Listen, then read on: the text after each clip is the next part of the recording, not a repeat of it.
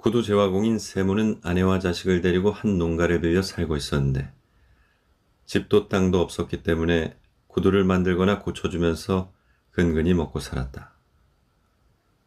수입은 시원치 않고 먹여 살릴 식구는 많은 터라 재화공은 한 벌의 가죽 외투를 아내와 번갈아가며 입어야 할 정도로 살기가 빠듯했다. 이제는 그 가죽 외투마저 닳고 탈아서 양가죽을 구입해서 새 외투를 한 벌 지으려고 벼르고 있던 참이었다.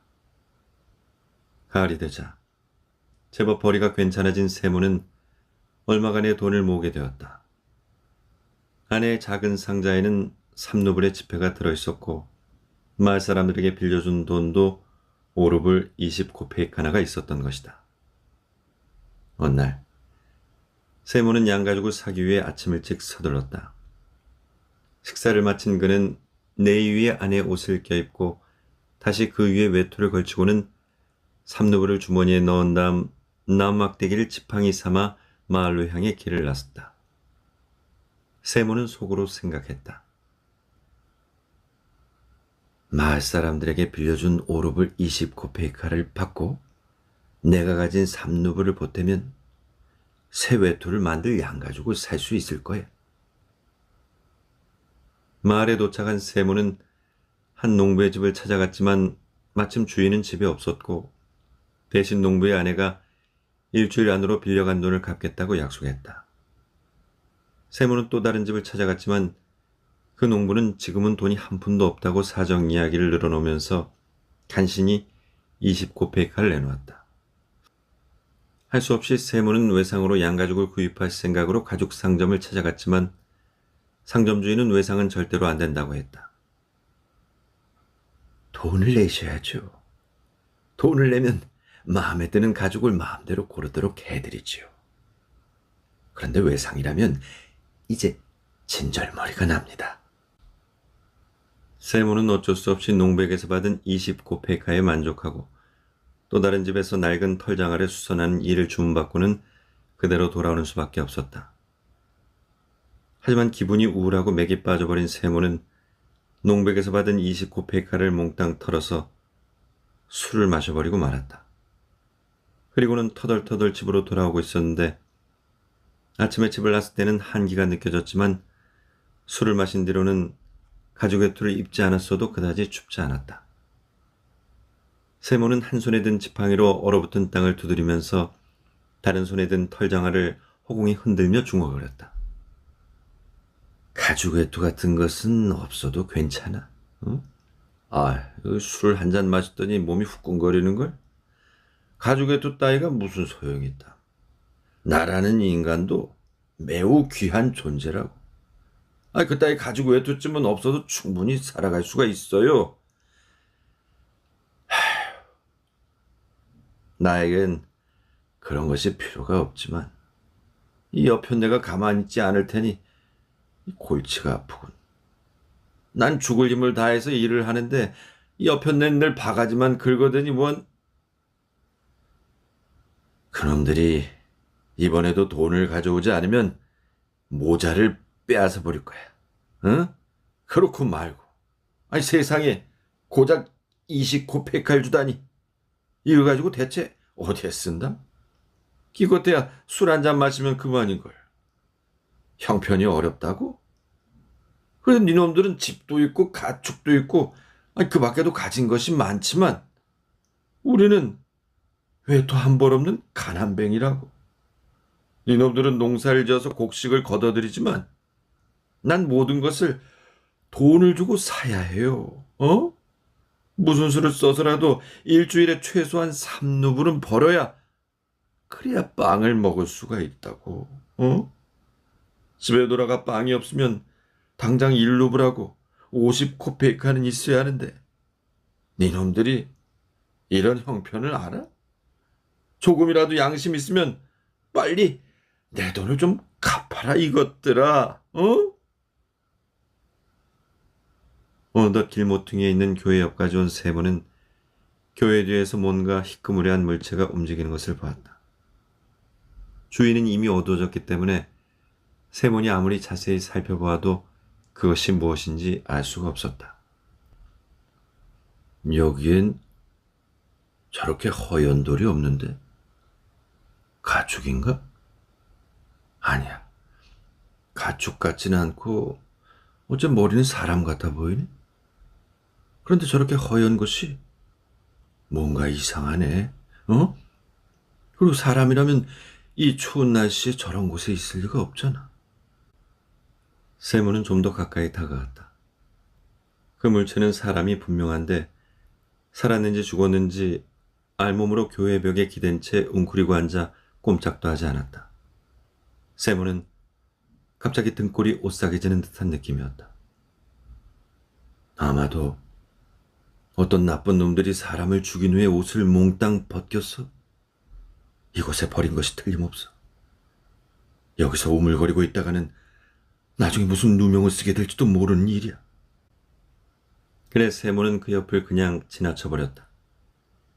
교회 모퉁이를 돌아서자 벽에 기대 있던 사람의 모습은 보이지 않았다. 이윽고 교회를 지나 한참을 걸어가다가 뒤를 돌아다 보았더니 벽에 기대었던 사람이 몸을 움직이고 있었다. 그런데 어쩐 일인지 그가 자신을 바라보고 있다는 느낌이 들었다. 세모는 갑자기 겁이 나서 이렇게 생각을 했다. 다시 가볼까? 아니면 그냥 가버릴까? 가까이 다가갔다가는 재수없게 무슨 봉변을 당할지도 모르는데. 저놈이 어떤 놈인지 모르잖아. 좋은 일을 하고 이런 거에서 알몸으로 있을 일은 없지. 내가 다가가면 다짜고짜 달려들어서 내 목을 조를지도 몰라. 그렇게 되면 나는 끝장나는 거지. 설사 내 목을 조르지 않더라도 귀찮은 일이 생기고 말 거야. 결국은 벌거벗은 저놈에게 내가 가진 모든 것을 줘야 할지도 몰라. 에라이, 모르겠다. 그냥 어서 가자. 세모는 이렇게 생각하고 발걸음을 재촉했지만 교회를 지나치자 곧바로 양심의 소리가 들려왔고 결국 걸음을 멈추고 중얼거렸다.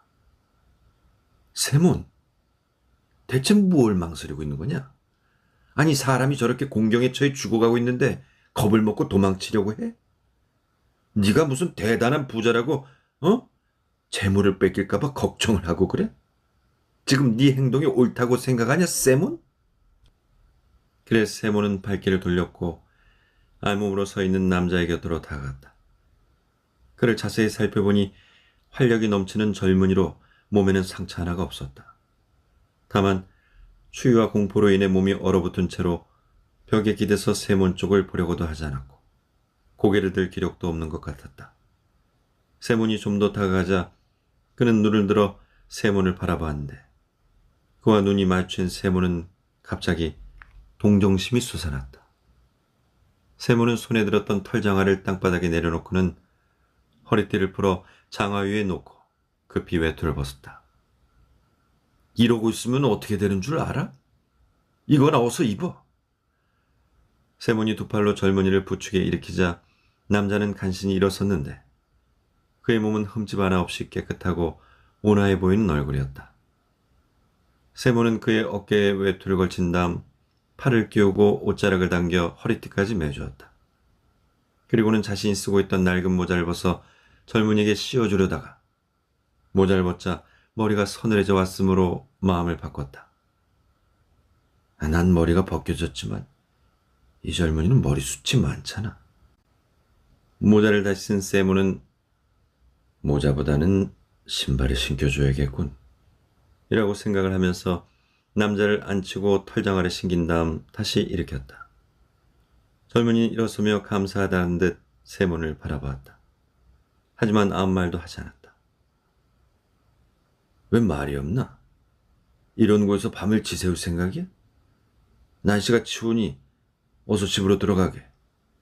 걸을 힘이 없으면 여기 내 지팡이가 있으니 이것을 짚고 걷게. 어서 기운을 좀 내. 두 사람이 걷기 시작했을 때 세몬이 입을 열었다.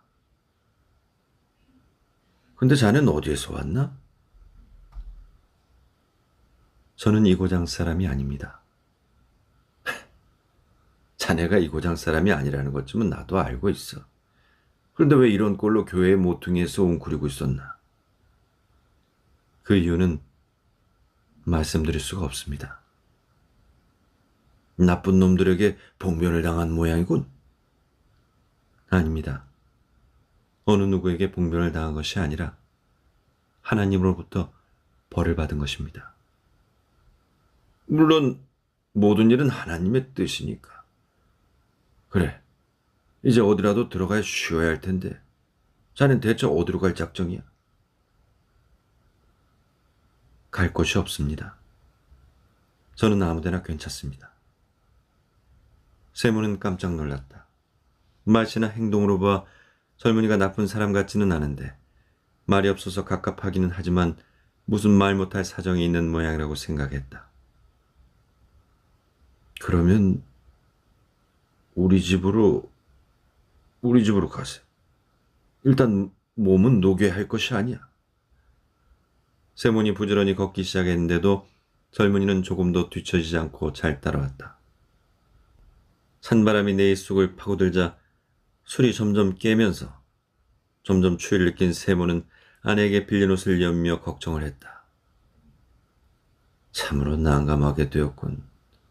가죽 외투를 만들 양가죽을 사와야 하는데 가죽은 고사하고 하나밖에 없는 외투마저 벗어주고 더욱이 낯선 젊은이까지 데려가게 되었으니 맞대로 나가 어지간히 화를 내겠어.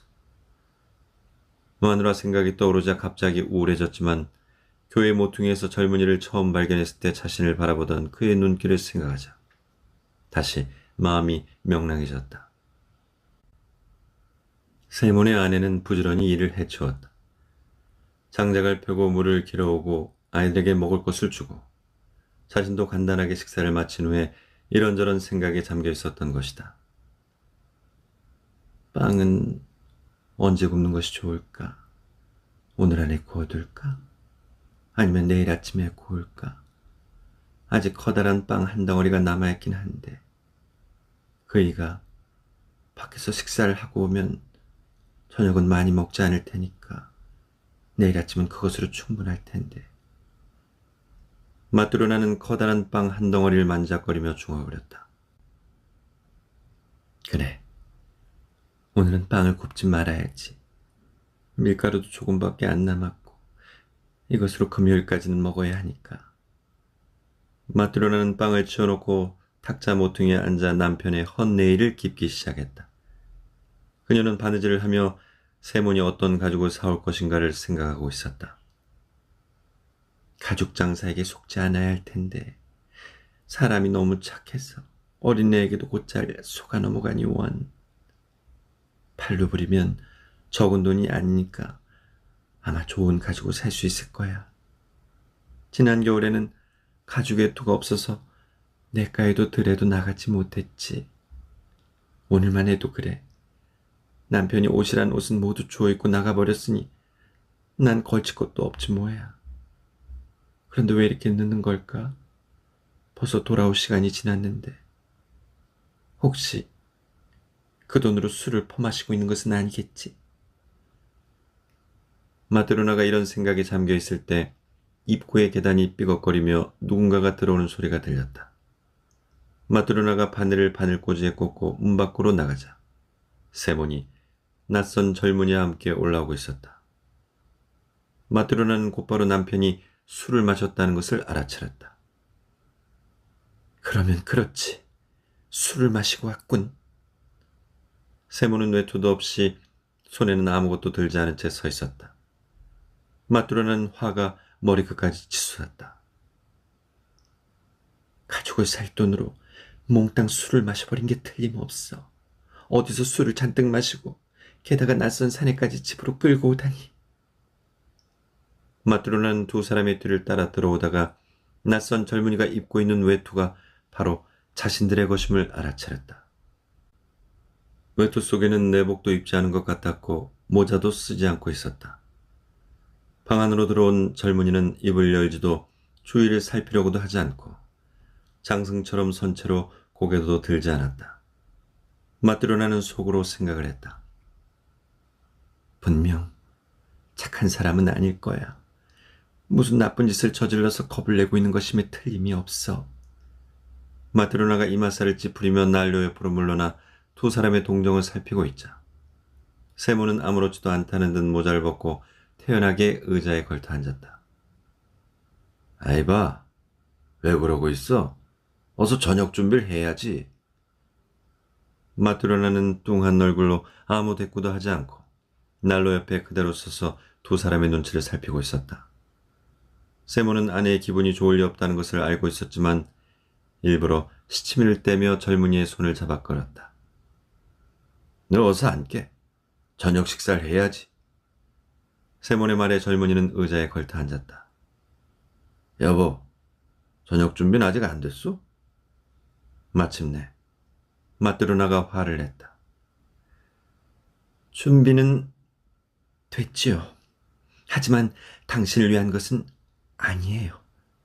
가죽을 사려고 나간 사람이 가죽은 고사하고 외투마저 벗어주고 게다가 낯선 사람까지 집으로 끌고 오다니 정말 기가 막혀서 당신 같은 술주정뱅이에게 줄 음식은 없어요. 그만해 마트로나. 일의 내막을 알지도 못하면서 함부로 화를 내면은 못 써요. 그런 말 하기 전에 어떤 일이 있었는지 알아봐야 할 것 아니야. 듣기 싫어요. 그보다 돈은 어떻게 됐어요? 그것부터 말해요. 세모는 외투 주머니에서 돈을 꺼내 마트로나에게 내밀었다. 돈은 여기 그대로 있다고, 도리포노프가 오늘은 돈이 없다고 주질 않았어요. 그래도 가지고 나간 돈은 이렇게 도로 갖고 왔잖아. 마트로나는 사오겠다는 가죽은 사오지 않고 오히려 하나밖에 없는 외투를 낯선 젊은이에게 입혀가지고 집으로 데려왔다는 사실에 더욱더 화가 치밀었다. 마트로나는 돈을 받아들고는 혼잣말처럼 중얼거렸다. 저녁은 없어요. 술주정뱅이에 줄 음식이 어디 있담. 이봐, 마트로나, 너무 그러지 마. 우리 얘기도 좀 들어봐야지. 당신 같은 술주정뱅이에게 무슨 말 들어요. 내가 왜 당신 같은 주정뱅이와 결혼했는지 몰라. 어머니가 주신 물건도 술값으로 모두 없애고 양가족을 살아간다더니 그 돈마저 술값으로 날리다니. 세모는 아내에게 술값은 고작 20코페이카밖에 안 된다는 점과 젊은이를 데려온 경위에 대해 자세히 설명하려 했지만 마트로나는 한마디도 못하게 가로막았다. 그녀가 쉴 새 없이 떠들어대는 바람에 세모는 도무지 말을 할 수가 없었던 것이다. 마트로나는 10년 전의 일까지 모조리 들춰내 마구 떠벌렸다. 그리고도 직성이 풀리지 않았는지 세몬에게 달려들어 그의 옷소매를 붙잡고 사정없이 흔들어댔다. 내 옷 내놔요. 하나밖에 없는 옷을 빼앗아 입다니. 정말 염치도 좋아. 어서 내놔요. 못난 인간. 차라리 죽어 없어지는 것이 낫지. 세몬이 팔을 들어 옷을 벗으려고 할 때 마트로나가 힘껏 잡아당기는 바람에 옷이 찢어지고 말았다. 마트로나는 그것을 집어 몸에 걸치고 문 쪽으로 다가가 밖으로 나가려 했다. 그런데 이상하게도 갑자기 노염이 사라지면서 발걸음을 멈추었다. 동시에 증오감이 사라지고 차츰 남편이 데려온 젊은이에 대한 호기심이 생겼다. 마트로나는 멈춰서서 말했다. 만약 이 사람이 점잖은 사람이라면 이렇게 벌거벗고 있을 리가 없어요. 이 젊은이는 속옷도 안 입었잖아요. 당신 말대로 좋은 일을 했다면 어디서 이 젊은이를 데려왔는지 말해 좀 봐요. 아까부터 그 말을 하고 싶었어. 내가 집으로 돌아오는데 이 사람이 교회벽에 기댄 채 알몸으로 웅크리고 있었어. 이 추운 날씨에 말이야. 여긴 필경 하나님의 뜻이 있었을 거야. 내가 그곳을 지나오지 않았다면 이 사람은 지금쯤 분명히 얼어 죽었을 테니까. 난 무슨 곡절이 있을 거라고 생각을 했어. 그래서 이 사람을 데리고 온 거라고. 그런데 그렇게 화를 내면 어떡해. 사람이 그러면 못 써. 사람은 누구나 한 번은 죽게 마련인데 살아있는 동안에는 마음을 곱게 써야지. 응? 마트로나는 다시 욕설을 퍼보려다 젊은이에게 눈길을 돌리더니 갑자기 입을 다물어 버렸다. 젊은이는 긴 의자 한쪽 끝에 걸터 앉아 꼼짝도 하지 않고 있었다. 두 손을 얌전히 무릎 위에 얹고 고개를 푹 숙이고는 눈을 감은 채 마치 숨이 막히는 듯한 표정을 짓고 있었다. 마트로나가 입을 다무자 세몬이 말했다. 여보, 당신의 가슴에는 하나님이 계시지 않소. 그 말을 들은 마트로나는 새삼스럽게 젊은이를 돌아보았고 어느덧 분노가 사라지면서 서둘러 저녁 준비를 하기 시작했다. 탁자 위에 찻잔과 음료수를 따라놓고 하나밖에 안 남은 빵을 내놓았다. 그리고 나이프와 포크도 갖춰놓았다. 자, 어서 드세요. 세모는 젊은이를 식탁으로 데려갔다. 여기 앉게. 세모는 빵을 잘게 썬 다음 먹기 시작했고 마뚜라나는 탁자 한쪽에서 턱을 괴고 젊은이를 자세히 바라보았다. 그녀는 젊은이가 불쌍하다고 생각이 들었고 그에 대해 호의를 갖게 되었다. 그러자 젊은이가 갑자기 밝은 표정으로 변하더니 마뚜라나를 천천히 바라보며 미소를 지었다. 식사가 끝나자 마뚜라나는 설거지를 한 다음 낯선 젊은이에게 물었다. 당신은 어디에서 왔어요? 저는 이 고장 사람이 아닙니다. 그런데 왜 길바닥에서 그러고 있었죠? 그 까닭은 말씀드릴 수가 없습니다. 당신의 옷은 누가 벗겨갔어요? 전 하나님께 벌을 받았습니다. 그래서 벌거벗은 채로 웅크리고 있었어요? 예. 그렇게 거의 얼어 죽을 뻔했죠. 그런데 아주머니 남편께서 저를 불쌍히 여겨서 외투를 입히고 신발을 신겨주어서 이곳까지 데려오신 겁니다. 그리고 아주머니께서는 먹을 것과 마실 것을 주셨습니다. 두 분께서는 분명 하나님의 은총을 받으실 겁니다. 마뚜로나는 자리에서 일어나 조금 전에 기어놓은 남편의 낡은 네일을 손질하며 젊은이에게 내밀었다. 그리고 바지를 찾아 건네주었다. 젊은이는 긴 외투를 벗고 네일을 입은 다음 지붕 밑 다락에 가서 누웠고 마뚜로나는 불을 끄고 남편 곁에 가서 누웠다. 그녀는 외투를 덮고 눕긴 했지만 좀처럼 잠을 이룰 수가 없었다. 한 덩어리밖에 남지 않았던 빵을 낯선 젊은이가 먹어버렸기 때문에 내일 먹을 빵이 없다는 것과 내이며 바지까지 그에게 내주어 당장 입을 것이 없다는 것을 생각하니 공연히 서글퍼졌던 것이다. 하지만 젊은이가 싱긋 미소 짓던 모습이 떠오르자 마음이 흐뭇해졌다. 그녀는 누운 채로 귀를 기울여 남편의 숨소리를 들었다. 그런데 남편 역시 잠들지 못하고 긴 외투를 자기 편으로 끌어당기는 것이었다. 여보, 아까 하나밖에 남지 않는 빵을 그 사람에게 줬는데 내일 아침 먹을 것을 준비하지 못했어요. 내일 먹을 것을 어떻게 하면 좋죠? 이웃 마녀의 집에서 좀 빌려올까요? 그게 좋겠네. 설마 굶기야 하겠어? 마뚜라는 가만히 누워 생각에 잠기며 말했다.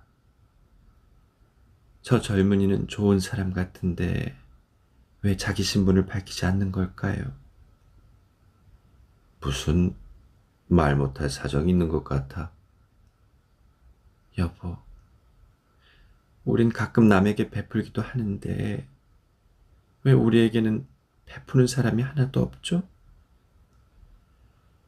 에휴, 그런 생각을 해보아야 무슨 소용이 있겠어. 그는 돌아 누웠고 이내 코를 골기 시작했다. 이튿날 아침 세몬이 눈을 떴을 때 아이들은 깊이 잠들어 있었고 아내는 빵을 구하러 밖에 나가고 없었다.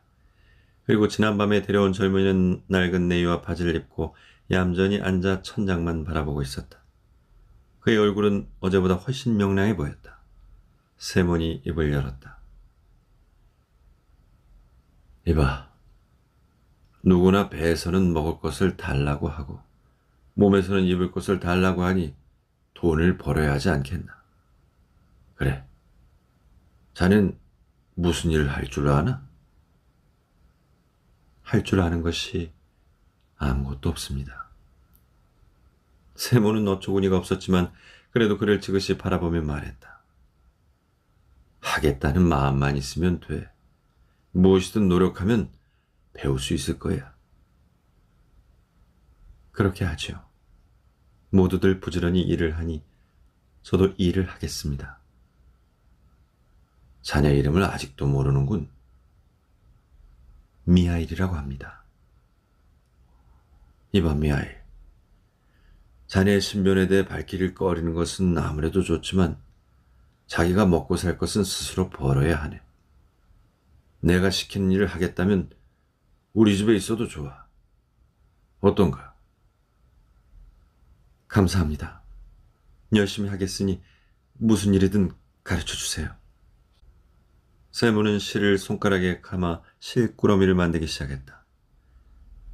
별로 어렵지 않으니까 잘 보고 배우게. 미하일은 그것을 자세히 들여다보더니 쉽게 익힌 다음 손가락으로 실을 꼬았다. 이어 세모는 미하일에게 가죽을 붙이는 일도 가르쳤는데 미하일은 그것도 빨리 배웠다. 그 다음에 실 속에 단단한 실을 끼워 넣는 일과 가죽 깁는 법을 가르쳐줬고 미하일은 그마저도 금방 익혔다.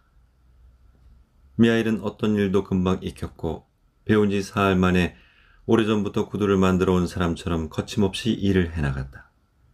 그는 쉬지 않고 부지런히 일을 했지만 음식은 별로 먹지 않았다.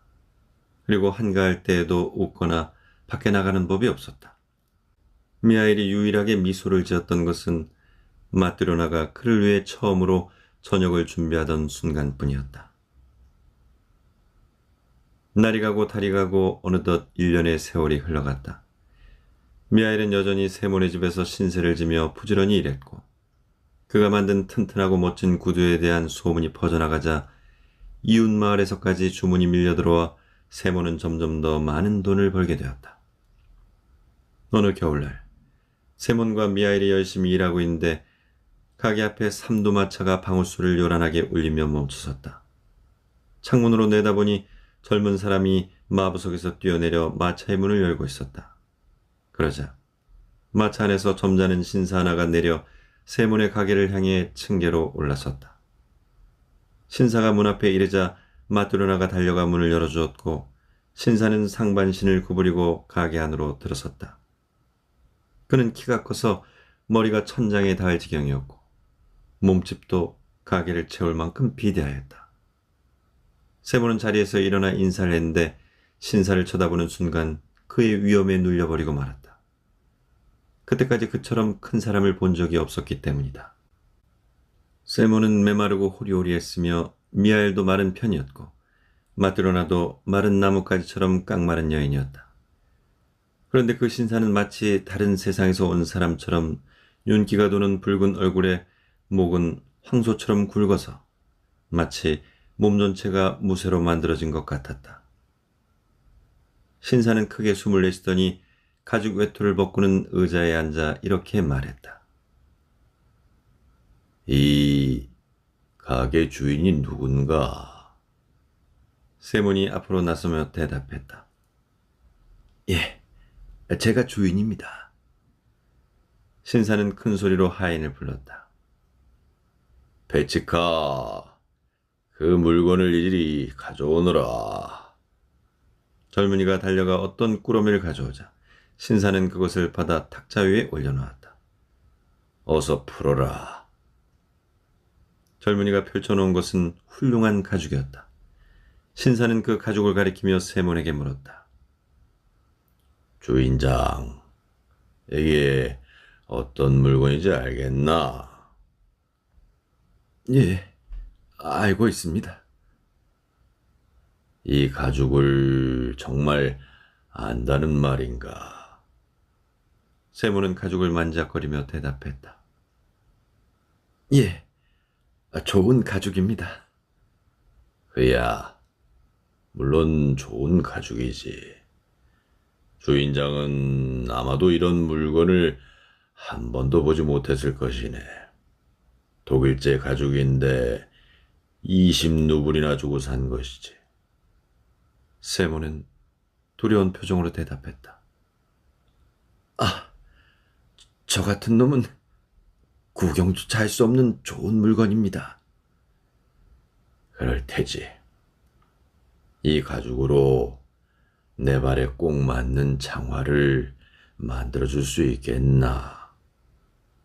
물론입니다. 그러자 신사가 갑자기 큰 소리로 말했다. 좋아. 하지만 자네가 먼저 누구의 구두를 어떤 가죽으로 만드는지 똑똑히 알아야 하네.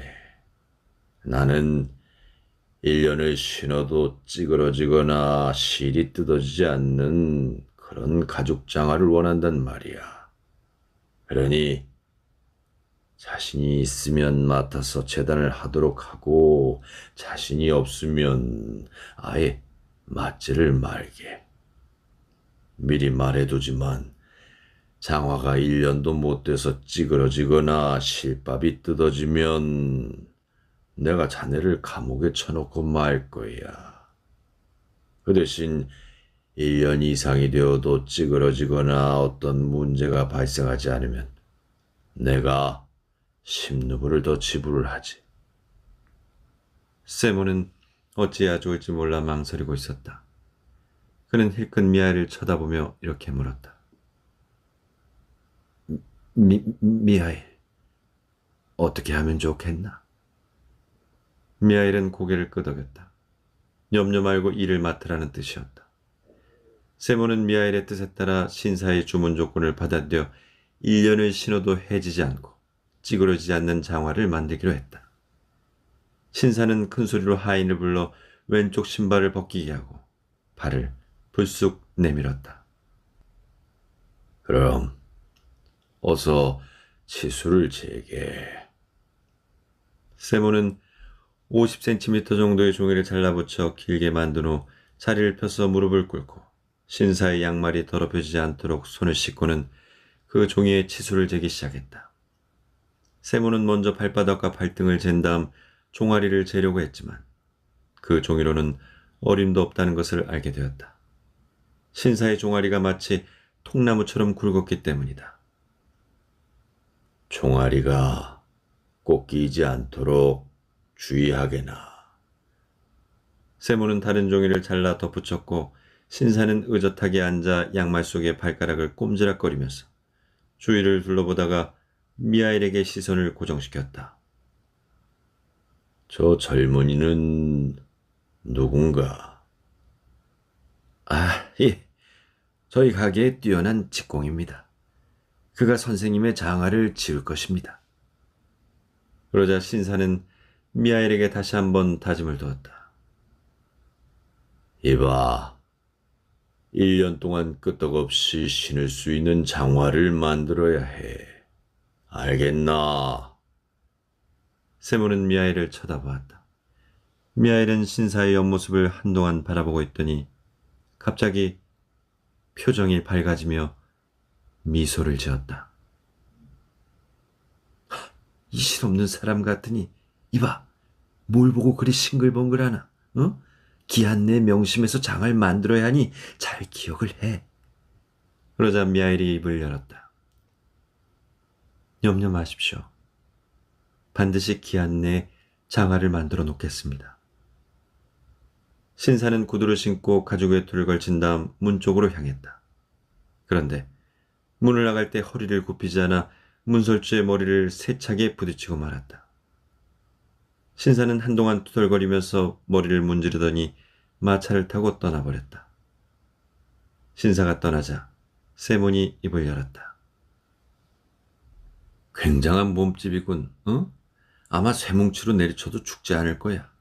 그렇게 문설주에 3개 부딪혔는데도 그다지 아픈 기색도 없더군. 마드로나가 한마디 거들었다. 호의호식을 하는데 몸집이 왜 좋지 않겠어요? 아마 죽음의 신도 저런 사람에게는 다가서지 않을 거예요. 세모니 미하일을 돌아보며 말했다. 주문을 맡기는 했지만 걱정이군. 가죽도 귀한 것이고 무엇보다 주문한 대로 만들지 못하면 꼼짝없이 감옥에 가야 할 판이니 아무쪼록 잘 만들어야 하네. 자넨 눈도 밝고 솜씨도 좋으니 재단은 자네에게 맡겨야겠어. 꿰매는 것은 내가 하도록 하지. 미하일은 주인의 말대로 테이블 위에 가죽을 펴놓고 두 겹으로 접더니 가위를 들고 재단하기 시작했다. 마뚜려나는 곁에 서서 미하일이 재단하는 것을 바라보다가 깜짝 놀라고 말았다. 마뚜려나는 이제 구두를 제법 익숙하게 만들고 있었는데 미하일은 신사가 주문한 모양과 다르게 재단을 하고 있었던 것이다. 마뚜려나는 간섭을 하려다 말고 잠자코 있었다. 내가 신사의 정화를 어떻게 만들어야 하는지 잘못 들은지도 몰라. 미하일이 나보다 더 잘 알고 있겠지. 주제넘는 참견은 말아야지.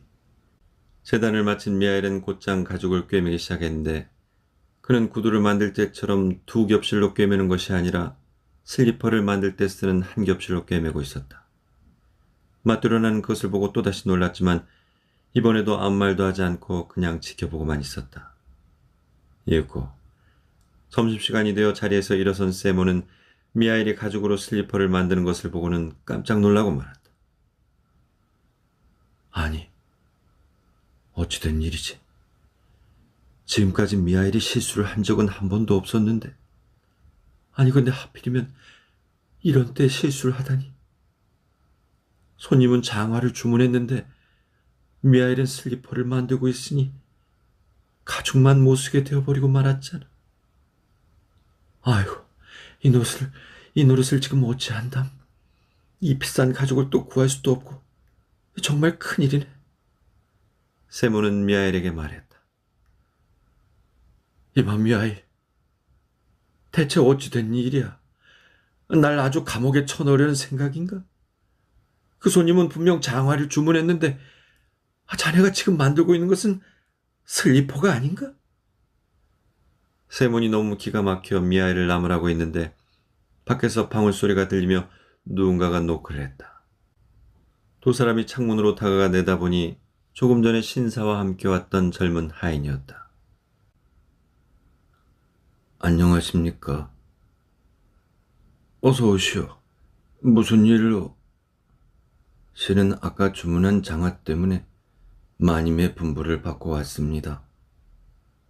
무슨 일이라도 있습니까? 네, 실은 그 장화가 이제 소용이 없게 되어버렸답니다. 나리께서 갑자기 돌아가셨어요. 뭐라고요? 이곳을 나와 집으로 가는 도중에 마차 속에서 갑자기 숨을 거두셨습니다. 집에 도착하여 내려드리려고 가까이 가보니까 이미 몸이 굳어 있었어요.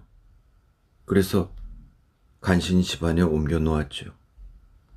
마님께서는 저를 되돌려 보내면서 나으리가 주문했던 장화는 이제 필요 없으니 그 가죽으로 죽은 사람에게 신기는 슬리퍼를 만들어 오라고 하셨습니다. 그래서 제가 이렇게 온 겁니다. 미하일은 테이블 위에 남긴 가죽을 돌돌 말아 다 만들어진 슬리퍼를 들어 탁탁 먼지를 턴 다음 하인에게 건네주었다. 하인은 공손히 슬리퍼를 받아들고는 문을 나섰다. 그럼 안녕히 계십시오. 세월은 흐르고 흘러 어느덧 미하일이 세몬의 집에 와서 산 지도 6년이나 되었다. 미하일은 전과 다름없이 별로 외출도 하지 않았고 쓸데없는 말도 하지 않았다.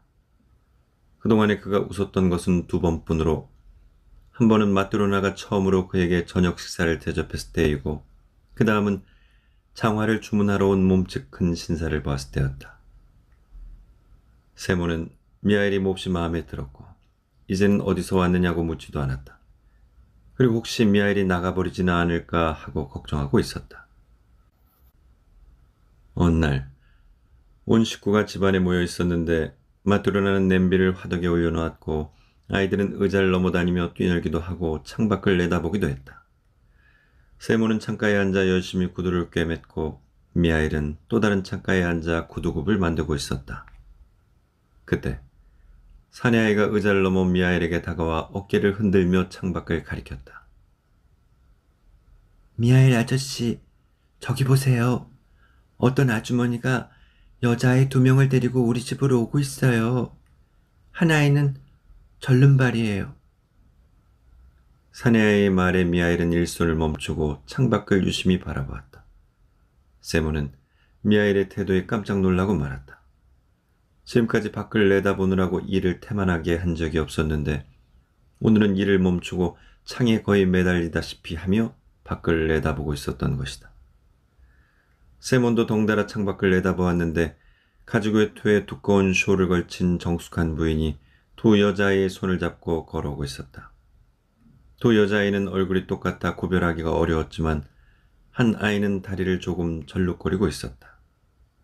부인은 층계로 올라와 문을 열고는 2 아이를 먼저 들여보내고 자기도 들어섰다. 실례합니다. 어서 오십시오. 자, 앉으시지요. 부인은 탁자 옆에 앉았고 2 여자아이는 그녀의 무릎에 매달리며 낯설어하는 눈치였다. 이 2 아이가 봄에 신을 구두를 지어주세요. 알겠습니다. 아직 그렇게 작은 구두를 만들어 본 적은 없지만 만들 수는 있습니다. 가장자리에 무늬를 넣은 것도 있고 안에 천을 댄 것도 있는데 어떤 것으로 할까요? 저희 직공 미하일은 솜씨가 아주 훌륭해서 어떤 것이라도 만들 수가 있습니다. 세모는 이렇게 말하면서 미하일을 쳐다보았다. 미하일은 일손을 멈추고 2 여자아이를 유심히 바라보고 있었다. 세모는 평소와 다른 미하일의 태도에 놀라지 않을 수 없었다. 여자아이들은 모두 예뻤다. 눈이 새까맣고 볼은 볼그레하며 입고 있는 모피 외투나 숄도 값진 것이었기 때문에 미하일이 관심을 보이는 것도 무리가 아닌 듯 생각되었다. 그러나 마치 옛 친구를 만나기라도 한 듯 친근한 태도로 바라보고 있는 것이 세몬에게는 이상하게 생각되었다. 세몬은 그 이유가 몹시 궁금했지만 어쨌든 부인과 값을 흥정하고 발에 치수를 재기 시작했다. 부인은 한쪽 발이 성취하는 아이를 무릎 위에 올려놓고 말했다. 이의 발로 2 아이의 치수를 재주세요. 불편한 발을 먼저 재서 한 짝을 만들고 다른 발은 치수를 똑같이 해서 3 짝을 만들면 됩니다. 2 아이는 쌍둥이이기 때문에 발의 치수가 같거든요. 세모는 치수를 잰 다음 다리가 불편한 아이를 가리키며 물었다. 어쩌다가 저렇게 되었습니까? 아주 귀엽고 예쁜 아이인데 태어날 때부터 그런 것인가요? 아니에요. 아이의 어머니가 잘못해서 그만. 이때 마드로나가 끼어들었다. 그럼 부인은 이 애들의 친어머니가 아닌가요? 네. 저는 친엄마도 아니고 친척도 아니지만 2 아이를 맡아서 기르고 있어요. 그런데도 마치 친자식처럼 귀여워하시는군요. 정말 사랑스러운 아이들이에요. 둘 다 제 젖을 먹고 자랐죠. 제게도 아이가 하나 있었지만 하나님의 뜻에 따라 저 세상으로 가버렸답니다. 그런데 죽은 제 아이는 그리 불쌍한 생각이 들지 않았는데 이 아이들은 어찌나 불쌍했던지. 그럼 이 아이들은 어느 집에서 태어난 건가요? 부인은 아이들에 대해 이런 이야기를 들려주었다. 6년 전에 이 아이들은 태어난 지 일주일도 채 안 돼서 고아가 되어버렸어요. 아버지는 아이들이 태어나기 3일 전에 죽었고 어머니는 아이들을 낳은 후에 죽었죠. 저는 남편과 함께 이웃에서 농사를 지으면서 살고 있었는데 아이들의 부모와는 서로 가족처럼 지냈죠. 이 아이들의 아버지는 숲속에 들어가 혼자 일을 했었는데 하루는 큰 나무가 넘어지면서 허리를 덮치는 바람에 그 밑에 깔려버렸어요. 부상이 너무나 심해서 그만 저 세상 사람이 되어버렸죠. 그런데 그 주에 애 엄마가 쌍둥이를 낳았고 그게 바로 이 애들이죠. 아이들의 어머니는 가난한 데다가 돌봐줄 친척도 없어서 혼자 아이를 낳고는 홀로 죽어간 거예요. 제가 그 다음날 아침 궁금해서 그 집에 가봤더니 가엾게도 애들 엄마는 이미 싸늘하게 죽어 있었어요. 그런데 숨이 넘어가는 순간 고통에 몸부림치다가 한 아이를 덮친 모양이에요. 이 아이가 엄마 밑에 깔렸다가 한쪽 다리를 못 쓰게 된 것이죠. 마을 사람들이 관을 짜고 장사를 지내주었죠. 친절하고 선량한 사람들이에요. 그런데 뒤에 남은 두 아이들의 문제는 참으로 난처했어요. 그곳에 모인 여인들 중에서 젖을 먹일 수 있는 사람은 저 혼자였거든요. 저에게는 태어난 지 8주밖에 안 되는 아들이 있었어요. 다행히 저에게는 젖이 많아 얼마 동안만 맞는다는 조건으로 두 아이를 우리 집으로 데려왔어요.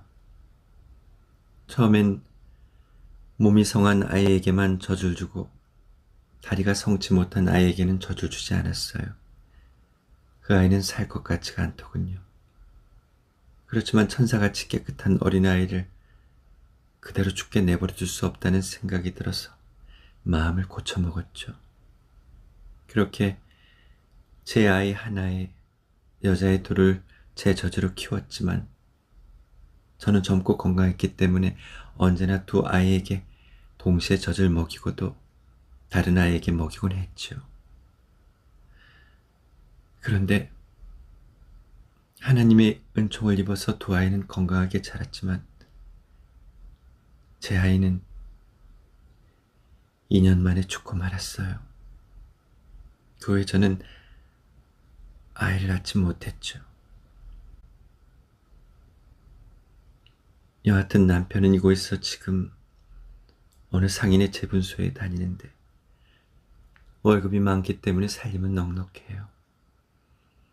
만약 이 두 아이들이 없었다면 전 얼마나 쓸쓸했을까요? 그러니 제가 어떻게 이 아이들을 사랑하지 않을 수 있겠어요? 이 아이들은 이제 저에게 어둠을 밝혀주는 촛불과 같은 존재랍니다. 부인은 한 손으로 다리가 불편한 아이를 끌어안고 다른 한 손으로는 흐르는 눈물을 닦았다. 맞들어 나는 깊은 한숨을 내쉬며 말했다. 옛말에 아이는 부모가 없어도 자랄 수 있지만 하나님이 없으면 안 된다고 하더니 그 말이 정말 맞는 것 같군요. 세 사람이 이런 이야기를 주고받고 있는데 갑자기 미하일이 앉아있던 구석에 후광이 비치더니 방 안 전체가 환하게 밝아졌다. 모두들 깜짝 놀라 그쪽으로 눈 돌리자 미하일이 단정히 앉아 무릎에 손을 얹은 채 하늘을 쳐다보며 빙긋이 웃고 있었다. 부인이 두 여자애를 데리고 돌아간 후 미하일은 자리에서 일어나 일손을 멈추고는 주인 부부에게 말했다. 이제 떠나야 할 때가 온 것 같습니다. 하나님께서 저를 용서해 주셨으니 모쪼록 두 분께서도 저를 용서해 주십시오. 세몬과 마트로나가 무슨 말인지 몰라 의아한 표정으로 미하일을 바라보자 그에게서 눈부신 후광이 비쳤다. 세몬은 자리에서 일어나 미하일에게 공손히 절을 하며 말했다. 미하일, 자네가 보통 사람이 아니라는 것은 알고 있었네. 그러므로 자네를 끝까지 붙잡아 둘 수도 없고 그동안 궁금했던 것을 일일이 캐물을 수도 없네. 그렇지만 한 가지 꼭 알고 싶은 것이 있다네. 내가 자네를 처음으로 집에 데려왔을 때 자네 몹시 침통한 표정을 짓고 있었지. 그런데 내 마누라가 저녁 준비를 하자 자넨 빙긋이 웃으며 표정이 밝아졌네. 그건 무슨 까닭인가? 그리고 몸집이 거대한 신사가 와서 장화를 주문했을 때에도 미소를 지으면서 명랑히 하지 않았나. 그리고 또 아까의 부인이 두 여자아이를 데리고 와서 구두를 주문했을 때 자넨 세 번째로 웃었거든. 게다가 자네 몸에 후광이 비칠 정도로 주위가 환하게 밝아졌네. 내게 그 까닭을 말해줄 수 있겠나? 대체 자네 몸에서 왜 그런 후광이 비치는 것인가? 그리고 왜 자네는 여지껏 세 번 미소를 지은 거야? 그 까닭을 좀 말해주게나. 미하일이 입을 열었다. 제 몸에서 후광이 비치는 것은 제가 지금까지 하나님의 천벌을 받고 있다가 이제야 용서를 받았다는 증거입니다. 그리고 미소를 지은 것은 하나님께서 말씀하신 세 가지 진리를 깨달았기 때문입니다. 그중 한 가지는 아주머니께서 저를 불쌍히 여기고 보살펴줄 마음이 생겼을 때 깨달았고, 다른 하나는 몸집 큰 신사가 장화를 주문하러 왔을 때 깨달았습니다. 그리고 나머지 하나는 두 여자아이를 보았을 때 세 번째 말씀의 뜻을 알게 되었던 것입니다. 그래서 세 번 웃은 것입니다. 세모는 다시 물었다. 자네는 무슨 까닭으로 하나님의 벌을 받은 건가? 그리고 하나님의 세 가지 말씀이 무엇인지 나도 알고 싶네. 내게도 좀 들려주게. 미하일은 대답했다. 제가 하나님의 벌을 받은 이유는 명령에 복종하지 않았기 때문입니다. 저는 본래 천사였는데 하나님의 명령을 어겼습니다. 어느 날 하나님께서 제게 한 여인의 영혼을 거두어라고 분부하셨습니다. 그 말씀을 듣고 인간 세상에 내려와 보니 그 여인은 병이 나서 누워있다가 막 쌍둥이 여자아이들을 낳은 상태였습니다. 그 여인의 곁에는 두 아이가 꿈틀거리고 있었지만 그 여인은 아이들에게 젖을 먹일 힘조차 없었습니다. 그녀는 저를 보자 하나님의 분부를 받고 온 것을 알고 안타깝게 애원했습니다. 오 천사님, 제 남편은 숲속에서 혼자 일을 하다가 나무에 깔려 죽어 며칠 전에 장례식을 치렀습니다. 저는 부모 형제도 친척도 없기 때문에 두 아이를 돌볼 사람이 없습니다. 제발 제 영혼을 데려가지 마시고 이 아이들을 제 손으로 키워 저희들 힘으로 살아가는 것을 보게 해주십시오. 저마저 없으면 이 아이들은 살지 못합니다. 이렇게 애원하는 부인의 말을 듣고 저는 한 아이에게 어머니의 젖을 물려주고 다른 아이는 어머니의 팔에 안겨준 다음 하늘나라로 돌아갔습니다. 그리고는 하나님께 말했습니다. 하나님, 저는 그 부인의 영혼을 빼앗아올 수가 없었습니다. 남편은 이미 큰 나무에 깔려 죽고 여인은 쌍둥이 여자애를 낳았습니다. 그녀는 기진맥진해서 제발 자기 영혼을 가져가지 말라고 애원했습니다. 그녀가 없으면 아이들이 살 수 없을 것이라고 자신이 그 애들을 기리게 해달라고 했습니다. 그래서 저는 그 부인의 영혼을 데려오지 못했습니다. 그러자 하나님께서는 이렇게 말씀하셨습니다. 지금 곧 다시 내려가 그 어미의 영혼을 거두어오너라. 그러면 너는 내 말에서 세 가지 참뜻을 알게 될 것이다. 첫째, 인간의 마음에는 무엇이 있는가? 둘째, 인간에게 허락되지 않은 것은 무엇인가?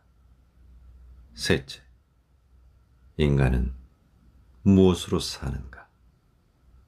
이 세 가지를 깨닫게 되면 너는 다시 하늘로 돌아올 수 있을 것이다. 그리하여 저는 다시 세상에 내려와 그 여인의 영혼을 데려갔습니다. 쌍둥이 딸은 엄마의 품에서 떨어져 있었지만 부인의 영혼이 떠나는 순간 시신이 침대에서 떨어지면서 한 아이를 덮쳐 한쪽 다리를 불구로 만들어버렸습니다. 제가 하늘로 올라가 부인의 영혼을 하나님께 바치려는 순간 갑자기 폭풍이 불어와 제 날개가 무참하게 부러지고 말았습니다. 그래서 부인의 영혼만 하나님 곁으로 올라가고 저는 지상에 떨어졌던 것입니다. 세몬과 마트료나는 자기들이 동정을 베푼 사람의 정체를 알게 되자 두려움과 기쁨이 뒤섞여 눈시울을 적시고 있었다. 천사는 이야기를 계속했다. 저는 알몸으로 들판에 버려졌는데 그때까지 저는 인간의 괴로움과 근심을 몰랐으며 굶주림과 추위도 몰랐습니다. 그런데 갑자기 인간처럼 배고픔을 느끼게 되었고 추위에 얼어붙어 어찌할 바를 몰랐습니다. 그때 문득 하나님께 기도드리는 교회가 눈에 들어와 그곳으로 가보았지만 교회의 문은 굳게 닫혀 있었습니다. 하는 수 없이 저는 바람을 피해 교회 뒤쪽에 웅크리고 앉아 있었습니다. 배고픔은 더욱 심해지고 몸도 점점 얼어붙어 저는 완전히 지쳐버렸습니다. 그때 문득 사람의 발소리가 들려왔습니다. 한 남자가 장화를 손에 들고 무엇인가 중얼거리며 다가오고 있었죠. 그때 저는 처음으로 사람의 얼굴을 보았습니다. 저는 그 얼굴이 너무 무서워 고개를 돌렸습니다. 그때 그 남자가 중얼거리는 소리가 들려왔습니다. 남자는 무엇을 입고 추운 겨울을 넘길 것이며 아내와 아이들을 어떻게 먹여 살려야 할지를 걱정하고 있었습니다. 그 소리에 저는 정신이 번쩍 들었습니다. 나는 추위와 굶주림으로 죽을 지경인데 저 남자는 가족의 토와 처자에게 먹일 빵 걱정을 하고 있으니 나를 도와줄 능력이 없을 것이다. 라는 생각이 들었기 때문입니다. 그는 저를 발견했지만 얼굴을 찡그리고 아까보다 더 빠른 걸음으로 내 앞을 지나쳐 버렸습니다. 저는 작은 희망마저 사라져버렸다는 생각에 실망이 이만저만이 아니었습니다. 그런데 그 사람이 갑자기 되돌아왔는데 아까의 남자라고는 생각할 수 없을 정도로 표정이 달랐습니다. 조금 전에 남자 얼굴은 악마의 모습을 하고 있었지만 다시 되돌아온 남자 얼굴은 생기가 넘치고 하나님을 닮았던 것입니다. 남자는 내 곁으로 다가오더니 자기 옷을 내게 입히고 신발까지 신겨 자기 집으로 데려갔습니다. 그의 집에 이르자 한 부인이 우리를 맞아 주었습니다. 그 부인은 몹시 불평을 늘어놓았습니다. 그 부인도 처음에 그 남자가 지었던 표정 못지않게 무서운 얼굴을 하고 있었습니다. 그 여인의 입에서는 죽음의 도끼가 뿜어져 나왔고 저는 그 입김에 견딜 수 없을 지경이었습니다. 여인은 저를 추운 밖으로 몰아내려고 했습니다. 만약 부인이 저를 밖으로 몰아냈다면 그녀는 당장 죽고 말았을 것입니다. 바로 그때 그녀의 남편이 그녀에게 하나님을 상기하도록 했습니다. 그러자 여인의 태도는 완전히 달라졌고 저를 위해 부지런히 저녁 준비를 했습니다. 그녀는 저를 자세히 바라보았고 저 역시 그녀를 찬찬히 뜯어보았습니다.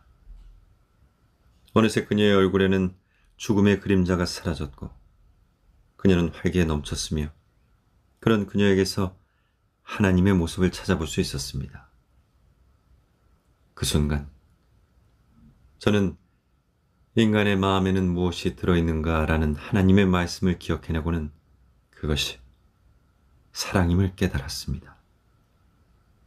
하나님께서 저에게 약속하신 것을 이런 방법으로 깨닫게 하시는 것이라고 생각하니 더할 수 없이 기뻐 미소를 지었던 것입니다. 그러나 아직 하나님의 말씀을 모두 깨달은 것은 아니었습니다. 인간에게 허락되지 않은 것은 무엇인지 그리고 인간은 무엇으로 사는지를 모르고 있었던 것입니다. 제가 이 댁에서 신세를 지며 1년이 흘렀을 무렵 하루는 몸집이 큰 신사가 나타나 1년 이상 신을 장화를 만들어 달라고 주문을 했습니다. 그런데 그 사람의 얼굴을 자세히 바라보는 순간 저는 그의 등 뒤에 제 동료인 죽음의 천사가 서 있는 것을 보았습니다. 물론 저 위에는 아무도 그 천사를 볼 수 없었습니다. 저는 그 신사가 그날 해가 지기 전에 죽을 것이라는 사실을 알았습니다. 그래서 속으로 이렇게 생각했습니다. 자신이 오늘 안으로 죽는다는 것도 모르고 1년을 신어도 문제가 없을 신발을 주문하다니. 그리하여 저는 하나님의 두 번째 말씀, 즉 인간에게 허락되지 않은 것이 무엇인지를 깨닫게 되었습니다. 그래서 저는 두 번째로 빙글에 미소를 지은 것입니다. 동료 천사를 본 것은 물론이고 하나님으로부터 두 번째 말씀에 대한 계시를 받고 무척 기뻐했던 것입니다. 하지만 아직 하나님의 말씀 모두 깨달은 것은 아니었습니다. 사람은 무엇으로 사는가를 깨닫지 못했던 것입니다. 그리하여 계속 이 댁에서 신세를 지며 하나님의 말씀이 완전히 풀리는 날을 기다리고 있었습니다. 그런데 바로 오늘 한 부인이 두 여자아이를 데리고 이곳에 찾아왔습니다. 저는 그 여자아이들이 누구인지를 알고 있었습니다. 어머니를 잃은 두 아이가 죽지 않고 살아있다는 사실을 알고 저는 깨닫는 바가 있었습니다. 아이들 엄마가 두 아이를 기르도록 영혼을 데려가지 말라고 애원했을 때 저는 엄마가 없으면 아이들은 살 수 없을 것이라고 생각을 했는데 다른 여인이 젖을 먹여 아이들을 훌륭히 키우고 있었던 것입니다. 그리고 두 아이를 키운 부인이 무럭무럭 자라는 아이를 보고 보람을 느껴 감동의 눈물을 흘리는 것을 보고 그 속에서 살아있는 하나님을 깨달았고 동시에 인간이 무엇으로 사는지를 알게 된 것입니다. 그리하여 저는 하나님의 세 번째 질문을 깨우칠 수 있었고 하나님께서 저를 용서했다는 기쁨에 세 번째로 미소를 지은 것입니다.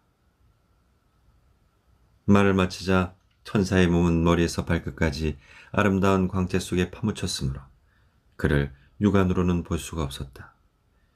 그의 말소리는 멀리서 은은하게 울려왔는데 그 소리는 입에서 나오는 것이 아니고 하늘에서 들려오는 것 같았다. 천사는 말을 계속했다. 모든 인간은 자기만을 생각하고 걱정한다고 살 수 있는 것이 아닙니다. 모든 허물을 덮어주는 사랑에 의해 그 사랑을 생명의 양식으로 삼아야만 사람은 살 수 있는 것입니다. 나는 그것을 분명히 깨달았습니다.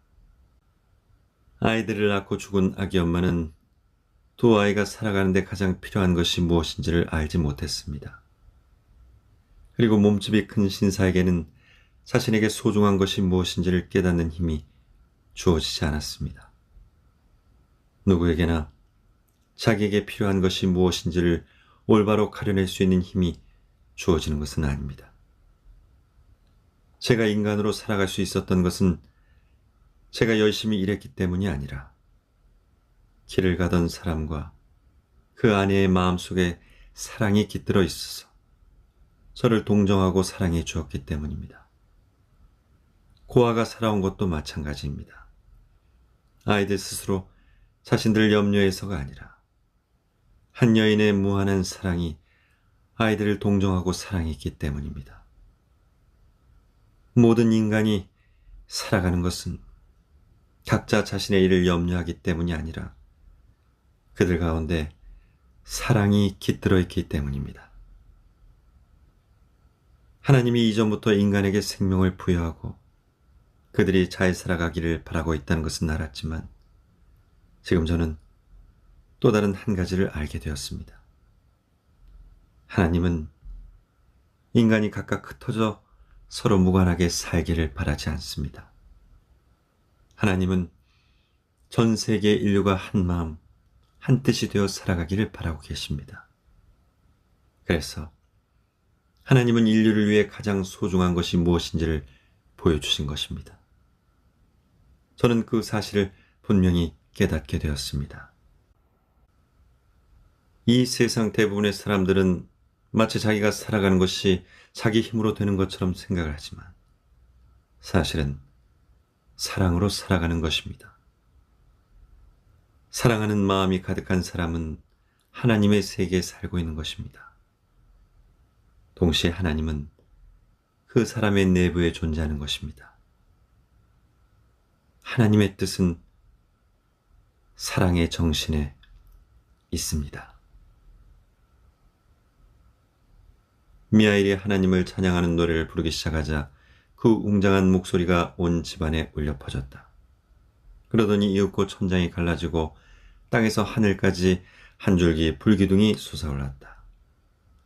세몬과 그의 아내 그리고 아이들은 모두 땅바닥에 엎드렸고 미하일의 등에는 날개가 돋아나 너울거리며 하늘로 올라갔다. 세몬이 정신을 차렸을 때 집은 전과 다름없었고 집안에는 아내와 아이들 외에는 아무도 없었다.